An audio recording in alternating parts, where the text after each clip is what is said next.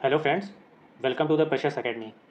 Friends देखिए, आज हम फिर से यूपीपीएससी प्री 2024 के लिए अरिहंत की टेस्ट सीरीज़ का अगला भाग लेकर आए हैं। 14 जुलाई को होने वाली प्री की परीक्षा के लिहाज से ये वीडियो अत्यंत महत्वपूर्ण है। साथ ही साथ उत्तराखंड की अन्य परीक्षाओं हेतु भी ये काफ़ी महत्वपूर्ण है। तो प्लीज़ ये वीडियो लाइक कर दीजिए और हमारे चैनल को सब्सक्राइब कर लीजिए।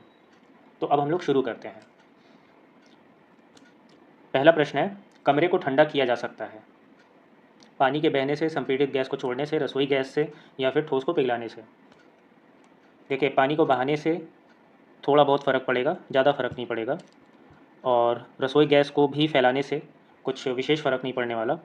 और अगर ठोस को पिघलाने की बात की जाए तो उसके लिए ऊष्मा की आवश्यकता होती है, तो इससे जो है कमरा अंततः गर्म ही होगा। इसलिए यहाँ पे सही आंसर होगा बी।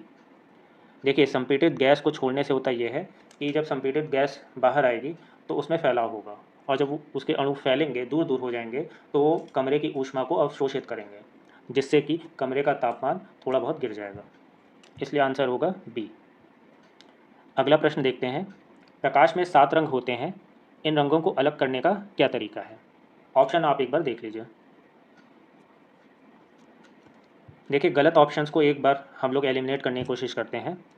तो इसमें जो गलत ऑप्शंस हैं वो ये हैं कि फ़िल्टर से हम रंगों को अलग अलग कर सकते हैं।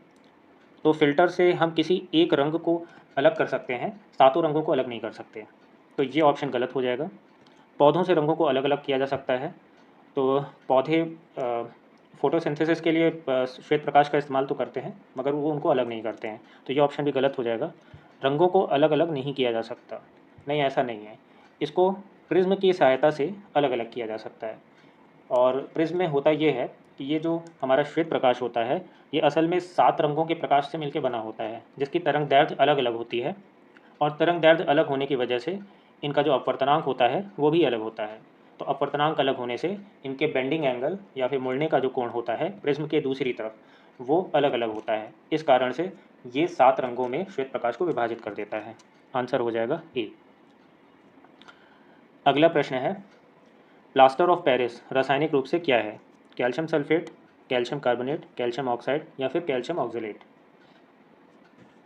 तो देखिए, प्लास्टर ऑफ पेरिस जो होता है ये अर्ध जल योजित कैल्शियम सल्फेट होता है।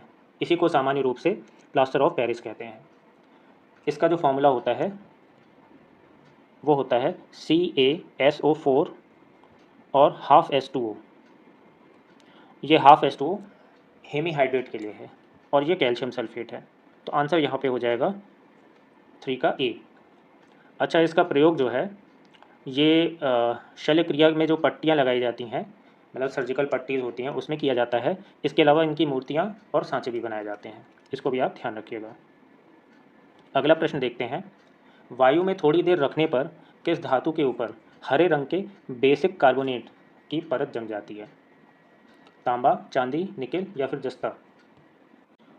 तो देखिए, जब कॉपर को हम वायु के संपर्क में छोड़ते हैं तो उसमें उपस्थित जल, कार्बन डाइऑक्साइड और ऑक्सीजन उससे रिएक्शन करके क्यूप्रिक कार्बोनेट और क्यूप्रिक हाइड्रोक्साइड ये दो चीज़ें बनाता है।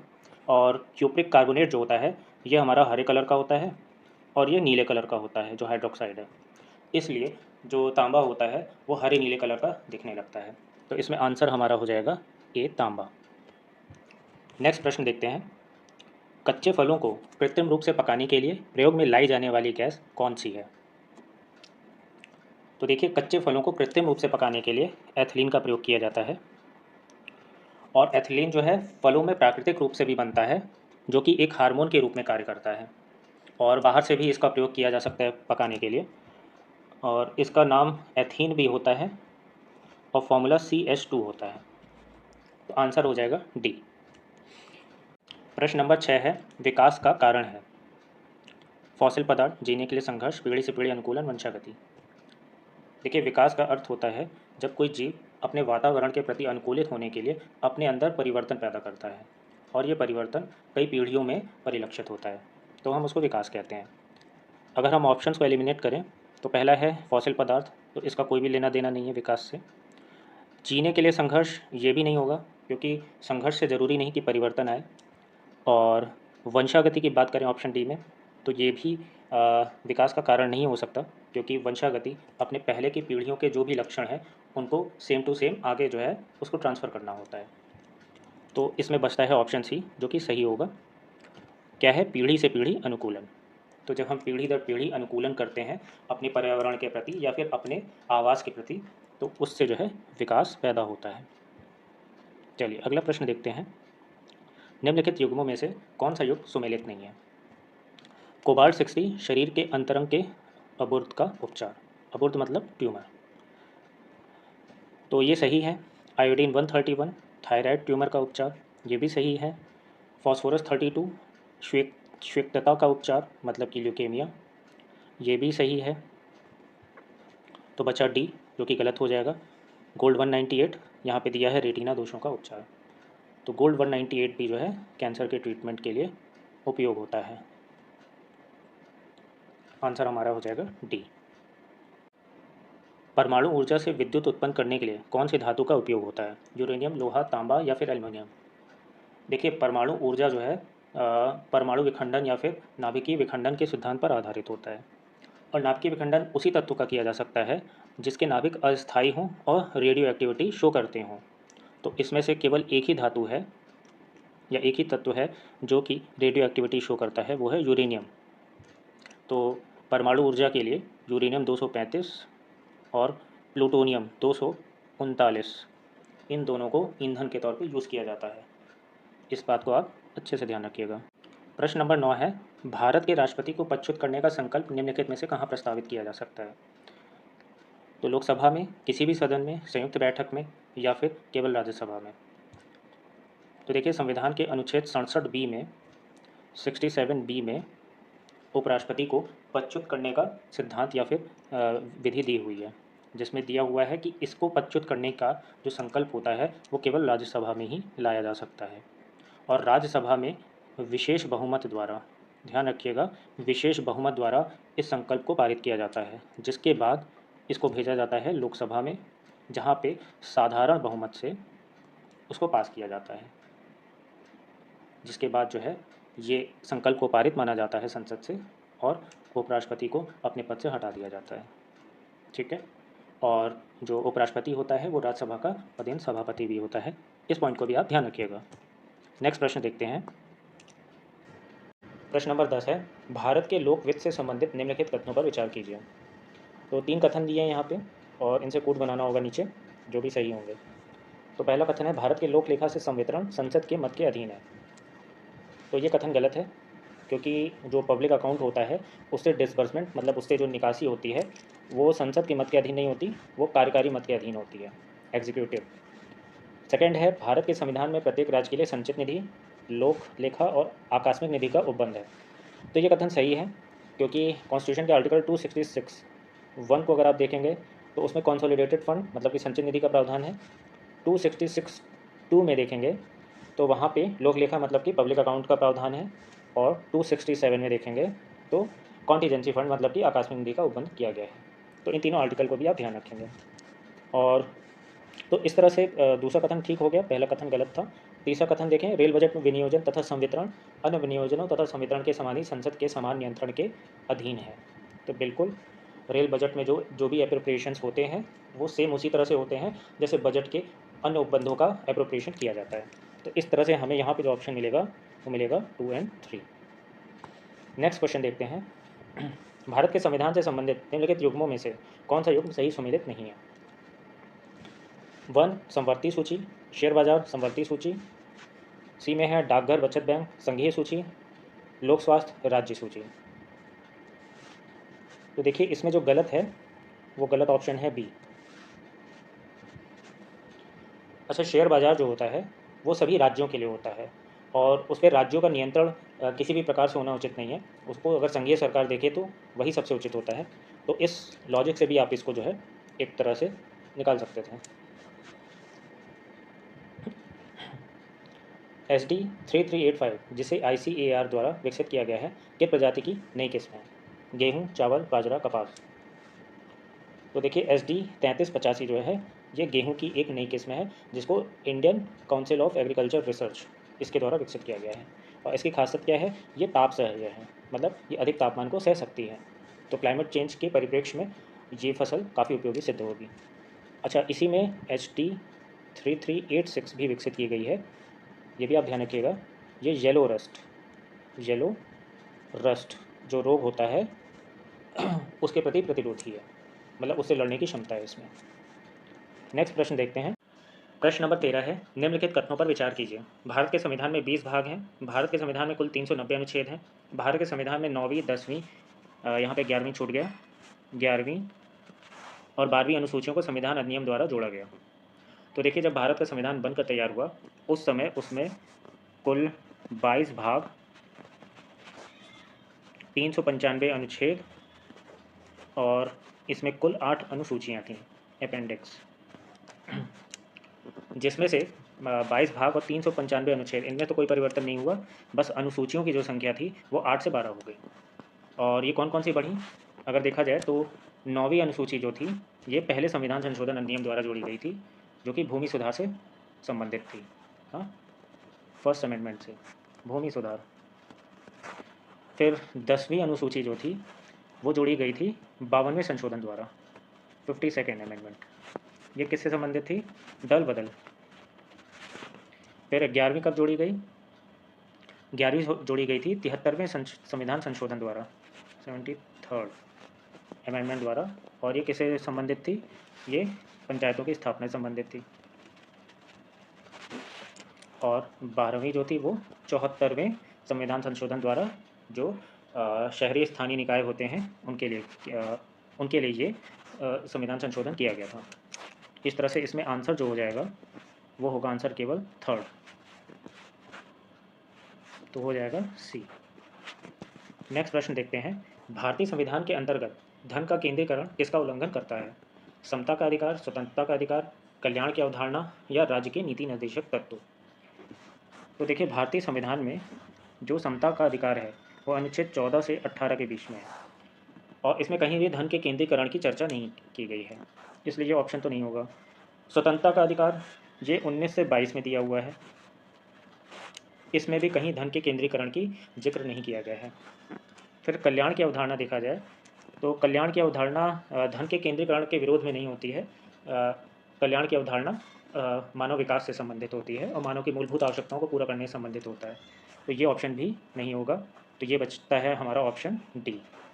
अगर हम राज्य का नीति निर्देशक तत्व देखें तो इसमें जो है आर्टिकल 39 का ग, मतलब ये हो जाएगा सी भी कह सकते हैं। तो 39C में ये दिया है कि राज्य अधिक से अधिक प्रयास करेगा कि धन का संकेंद्रीकरण न हो सके। तो इस बात को आप ध्यान रखिएगा, आंसर हो जाएगा डी।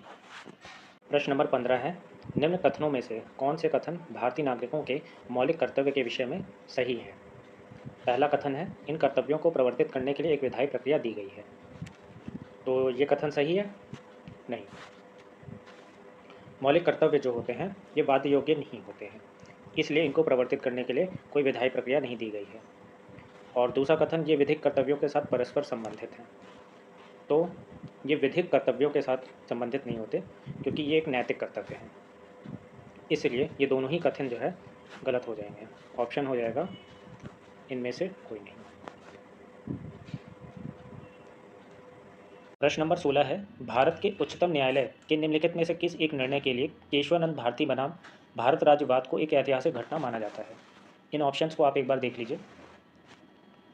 देखिए, 1973 में केशवानंद भारती बनाम केरल राज्यवाद में सुप्रीम कोर्ट ने यह डिसीजन दिया था कि 368 के तहत जो संसद की संविधान संशोधन की शक्ति है उसके तहत संविधान का जो मूल ढांचा है उसमें हस्तक्षेप नहीं किया जा सकता, और इसी को जो है मूल ढांचा का सिद्धांत कहा जाता है। तो इसमें जो आंसर हो जाएगा वो हो जाएगा सी, संविधान की आधारभूत संरचना जैसे कि उद्देशिका में निरूपित है को परिवर्तित नहीं किया जा सकता। अच्छा, संविधान की आधारभूत संरचना का तात्पर्य उन प्रावधानों से है जो भारतीय संविधान के लोकतांत्रिक आदर्शों को प्रस्तुत करते हैं। तो आंसर यहाँ पे हो जाएगा सी। प्रश्न नंबर 17 है, भारत के संविधान के अंतर्गत आर्थिक योजना का विषय किस सूची में वर्णित है? राज्य सूची, संघ सूची, समवर्ती सूची या उपरोक्त में से कोई नहीं? देखिए, भारत के संविधान के 7वीं अनुसूची में 3 विषयों का उल्लेख है या 3 सूचियों का उल्लेख है। जिसमें से है एक संघ सूची, राज्य सूची और तीसरी है समवर्ती सूची। संघ सूची के अंतर्गत कुल 100 विषयों को दिया गया है, राज्य में कुल 61 विषय हैं और समवर्ती सूची में 52 विषय हैं। तो जिस सूची में जो विषय रहता है उस पर कार्य करने के लिए वो संघ या राज्य जो है प्राधिकृत होता है। तो देखिए, आर्थिक योजना का जो विषय है ये समवर्ती सूची का विषय है, और इसका हिंट आप इस तरह से भी ले सकते हैं कि आर्थिक योजना के तहत बजटिंग की प्रक्रिया की जाती है, और बजटिंग की जो प्रक्रिया होती है वो संघ और राज्य दोनों में होती है। ठीक है, राज्य का भी बजट होता है, संघ का भी होता है। तो इस हिसाब से भी आप एक आइडिया लगा सकते हैं। बाकी आंसर सी होगा। नेक्स्ट क्वेश्चन देखते हैं। प्रश्न नंबर 18 है, यदि एक पार्षद विधि व्यवसाय होते हुए भी किसी अन्य व्यक्ति की ओर से नगर पालिका परिषद के विरुद्ध कार्य करता है तो क्या होगा? ये चारों ऑप्शन आप देख लीजिए, और इसमें सही ऑप्शन है कलेक्टर उसे पद से हटा देगा। देखिए, यदि एक पार्षद विधि व्यवसाय होते हुए किसी अन्य व्यक्ति की ओर से नगर पालिका परिषद के विरुद्ध कार्य करता है तो उस स्थिति में जिलाधिकारी उसे पार्षद के पद से हटा देगा। कोई पार्षद नगर पालिका परिषद के विरुद्ध किसी व्यक्ति की न्यायालय में विधि व्यवसाय संबंधी सलाह पैरवी नहीं कर सकता, क्योंकि ये उसके कोड ऑफ कंडक्ट के खिलाफ चला जाएगा। ठीक है, तो आंसर होगा ए। प्रश्न नंबर 19 है, निम्नलिखित कर्तव्यों में से कौन से कर्तव्य का भारत के नियंत्रक और महालेखा परीक्षक द्वारा पालन नहीं किया जाता है? तो ये 4 ऑप्शंस हैं और इसमें बताना है कि कौन सा कार्य सीएजी द्वारा नहीं किया जाता है। तो देखिए, इसमें सही आंसर होगा डी, सार्वजनिक धन की प्राप्ति और निर्गम का नियंत्रण तथा यह सुनिश्चित करना कि सार्वजनिक राजस्व राजकोष में जमा हो। ये काम जो है सीएजी नहीं करता है, क्योंकि ये काम करने का दायित्व वित्त मंत्रालय के ऊपर होता है। वित्त मंत्रालय और उसके जो विभाग होते हैं, अन्य 3 ऑप्शन में जो दिए हुए काम हैं ये सीएजी करता है। चलिए नेक्स्ट प्रश्न देखते हैं। प्रथम लोकसभा में कितनी महिला सांसद थीं? 15, 22, 19, 29। तो देखिए, जो पहली लोकसभा का गठन हुआ था वो 1952 में हुआ था, और इसमें कुल महिलाएं थीं 22। ठीक है, और अगर संविधान सभा की बात किया जाए, कॉन्स्टिट्यूशन असेंबली, तो इसमें कुल महिलाएं सांसद या महिलाएं सदस्य कितनी थीं? 15। और जो वर्तमान में लोकसभा, मतलब 17वीं लोकसभा अभी तक चल रही थी, वो उसमें अगर बात किया जाए 17th लोकसभा, तो इसमें 78 महिला सांसद थीं। ठीक है, तो आप इन 3 पॉइंट्स को ध्यान रखिएगा, और आंसर यहाँ पे हो जाएगा बी। अगला प्रश्न है, भारत में केंद्रीय प्रदूषण नियंत्रण बोर्ड की स्थापना किस अधिनियम के तहत की गई? पर्यावरण संरक्षण अधिनियम 1986, जैव विविधता अधिनियम, वायु अधिनियम या फिर जल अधिनियम? तो देखिए, सेंट्रल पॉल्यूशन कंट्रोल बोर्ड, मतलब कि केंद्रीय प्रदूषण नियंत्रण बोर्ड की जो स्थापना है वो जल प्रदूषण निवारण तथा नियंत्रण अधिनियम 1974 के तहत की गई थी। और ये सीपीसीबी जो है ये पर्यावरण और वन मंत्रालय के अंतर्गत कार्य करता है, तो इस बात को भी आप ध्यान रखिएगा। और इसको कार्य करने के लिए जो शक्तियाँ हैं वो 1974 के जल अधिनियम के साथ साथ 1981 का जो वायु अधिनियम है उससे भी प्राप्त होता है। ठीक है, तो ये सारे फैक्ट ध्यान रखिए। प्रश्न नंबर 22 है, निम्नलिखित में से कौन भारत के प्रधानमंत्री बनने से पूर्व किसी भी राज्य के मुख्यमंत्री नहीं रहे थे? देवगौड़ा, नरसिम्हा राव, चंद्रशेखर या फिर मोरारजी देसाई? तो देखिए, जो देवगौड़ा थे ये कर्नाटक के मुख्यमंत्री रह चुके थे। नरसिम्हा राव हैं, ये आंध्र प्रदेश के मुख्यमंत्री रह चुके थे। और मोरारजी देसाई ये महाराष्ट्र या उस समय के बम्बई के मुख्यमंत्री रह चुके थे। बचते हैं चंद्रशेखर, ये किसी भी राज्य के मुख्यमंत्री नहीं थे, बल्कि ये सीधे प्राइम मिनिस्टर बने थे। और इनके कार्यकाल की बात किया जाए तो कब से कब था? ये नवंबर 1990 से लेके जून 1991 तक भारत के प्रधानमंत्री रहे थे। बहुत छोटा सा कार्यकाल था, इसलिए आंसर यहाँ पे हो जाएगा सी। प्रश्न नंबर 23 है, निम्नलिखित कथनों में से कौन सा एक कथन सही है? तो हमें सही कथन पहचानना है। तो ये 4 ऑप्शन है, आप पढ़ लीजिए। धन विधेयक की पुनर्स्थापना संबंधित इसमें 4 कथन दिए हैं।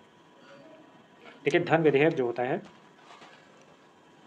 उसको अनुच्छेद 110 में परिभाषित किया गया है, और इसकी पुनः स्थापना जो है केवल लोकसभा में की जा सकती है, और ये वहाँ के स्पीकर के परमिशन से ही किया जाता है। मतलब लोकसभा स्पीकर जो होता है वो सत्यापित करता है कि कोई बिल धन विधेयक है कि नहीं है, और इसके बाद ये जाता है राज्यसभा में, और राज्यसभा इसको केवल 14 दिन के लिए रोक सकता है। 14 दिन के बाद जो है इसको जो है वहाँ से पास माना जाता है, और राज्यसभा के पास कोई भी शक्ति नहीं होती कि ये इसको लौटा दे या इसमें कोई भी संशोधन को प्रस्तावित कर दे। इसलिए यहाँ पे जो आंसर होगा वो हो जाएगा डी। प्रश्न नंबर 24 है, 105वें भारतीय संविधान संशोधन के संदर्भ में निम्नलिखित में से कौन सा कथन सत्य है।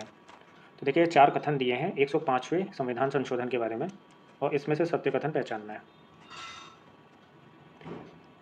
तो देखिए जो 105वां संविधान संशोधन था उसके द्वारा जो ओबीसी सूची को तैयार करने का अधिकार था वो राज्यों को वापस दे दिया गया था, क्योंकि सुप्रीम कोर्ट के एक आदेश द्वारा ये अधिकार केंद्र के पास सुरक्षित कर दिया गया था। तो जिसको पलटने के लिए 105वां संविधान संशोधन अधिनियम 2018 लाया गया था। अच्छा, और इसके अलावा 338B इसमें एक आर्टिकल जोड़ा गया जिसके तहत national commission for backward class इसको जो है वैधानिक से संवैधानिक आयोग बना दिया गया। ठीक है, इस बात को ध्यान रखिएगा। इसकी स्थापना कब हुई थी? 1993 में। तब से ये क्या था? एक स्टैचुटरी कमीशन था, और फिर ये 105वें संविधान संशोधन के बाद क्या बन गया? एक संवैधानिक आयोग। ठीक है, तो आंसर यहाँ पे क्या हो जाएगा? यहाँ पे आंसर हो जाएगा सी। इसने राज्यों को अपनी ओबीसी सूची तैयार करने की शक्ति बहाल कर दी। चलिए नेक्स्ट प्रश्न देखते हैं। लास्ट प्रश्न है और उत्तराखंड करंट अफेयर से जुड़ा हुआ है। पेरोल लाओ पैसे पाओ मिशन का मुख्य उद्देश्य क्या है? रोजगार सृजन, वनाग्नि से निपटना, शिक्षा सुधार या फिर स्वास्थ्य सेवाओं में सुधार करना। 8 मई 2024 को पुष्कर सिंह धामी ने उत्तराखंड में वनाग्नि की स्थिति को ध्यान में रखते हुए ये योजना शुरू की है, पेरोल लाओ पैसे पाओ।